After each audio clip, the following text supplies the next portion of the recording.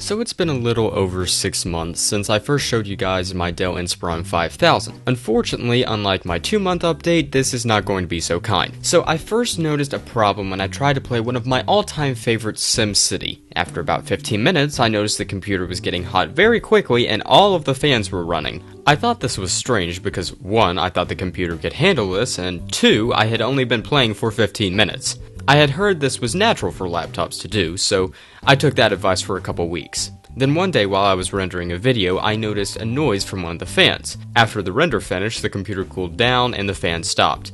But any other time I needed to do something that required a little bit more performance, the noise came back louder and louder. Here's what it sounded like.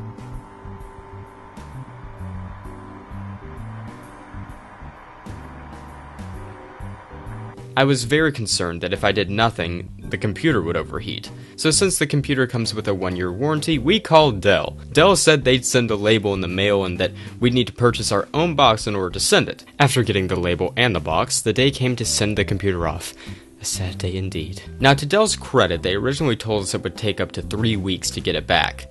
However, we received it back in 6 days, along with a letter informing me what had been fixed. Now, I am no expert, but here's what some of this means. Here are the definitions via whatistechtarget.com. Heatsink. A heatsink is a device that is attached to a microprocessor chip to keep it from overheating by absorbing its heat and dissipating it into the air. Generally, a microprocessor's temperature should not run in excess of 50 to 55 degrees Celsius while under a full load. In Intel computers, a heatsink is positioned either on the top of the microprocessor in computers with a ZIF socket or on the side of it. The I/O/daughter board. A daughter board is a circuit board that plugs in and extends the circuitry of another circuit board. The other circuit board may be the computer's main board, its motherboard, or it may be another board or card that is already in the computer, often a sound card. I also got some cables replaced. I don't know which cables, so I don't have much more to tell you. And also, I'm out of voices. Now you may be wondering how the fan sounds now. Here's a clip.